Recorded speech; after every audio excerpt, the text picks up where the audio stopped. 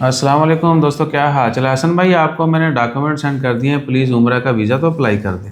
आपकी वीडियो देखी थी फ्री, वो 43 रियाल करते हैं, आप 44 ले लें 45 ले लें, प्लीज़ वो तो कर दें भाईजान। पैसे भी सेंड करने ने, ठीक है। हसन दा मुँह या साढ़े मुँह वालों ने देखना, उसके पैसे देंगे। हमारी कोशिश होती है, पर वैसे जो ऑफ़र है ये हमने पहले भी जिक्र किया था, ऑफिस आएँ, आपका वीज़ा आपके सामने, आपके कार्ड से पेमेंट कटेगी, आपने वीज़ा की कॉपी लेकर चले जाना है। हाँ। दूर से लोग कहते हैं मैं दूर हूँ, मेरा वीज़ा अप्लाई कर दें, वीज़ा निकल गया तो आपको पेमेंट दे देंगे। बयान है, देखो पेमेंट आपने देनी है। हमारी तरफ से ऑफ़र वैलिड है सबके लिए। जो बाहर से आने वाले लोग हैं या दूर से आने वाले, उनके लिए मुश्किल होती है, तो आपने पहले जो है ना पेमेंट थोड़ी ढिली करनी है, फिर साढ़े को पेमेंट पहुँचेगी तो साढ़े वीज़ा अप्लाई कराएंगे, ठीक है ना।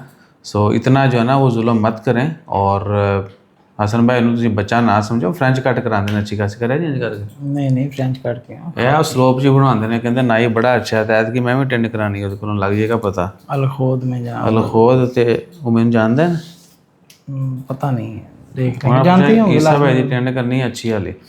अच्छा उन्हें कहना किसी ने गाड़ काट के करा लवे, फ्री भी हो जाएगी। सो भाईजान, उम्रा का वीज़ा के लिए प्लीज़ पैसे सेंड किया करें, और जो रिमोट एरिया से लोग हैं वो कुछ वो ला दिया करो छोरा छोरा, ठीक है ना। फ्री वाली ऑफर ऑफिस में आने वालों के लिए थी, तुझे थोड़ा या तो तुझे भी ध्यान करो ना।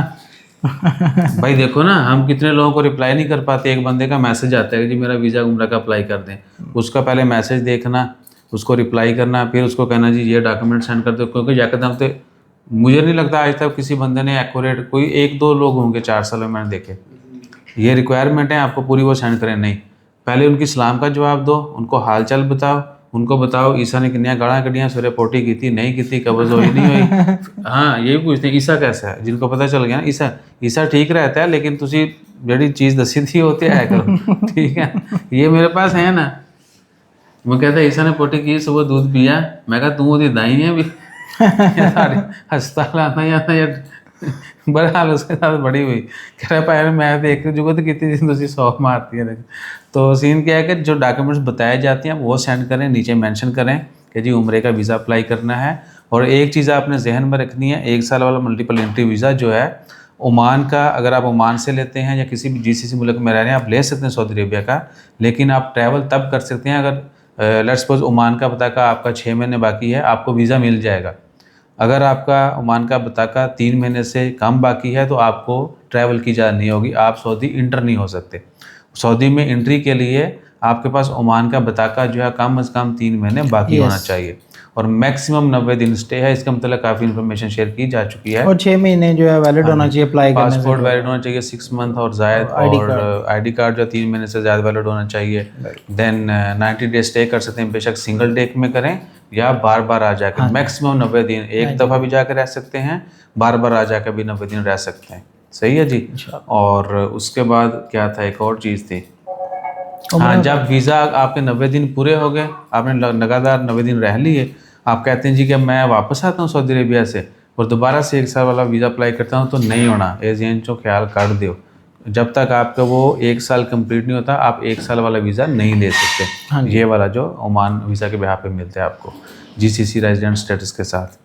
सो आपका वो जब लास्ट एक्सपायर हो जाएगा, लास्ट डे गुजर जाएगा, तब आप अप्लाई कर सकते हैं। फिर जो रिक्वायरमेंट है वो आपको पूरा करना होती है। और कोई चीज़ ऐड करनी सर?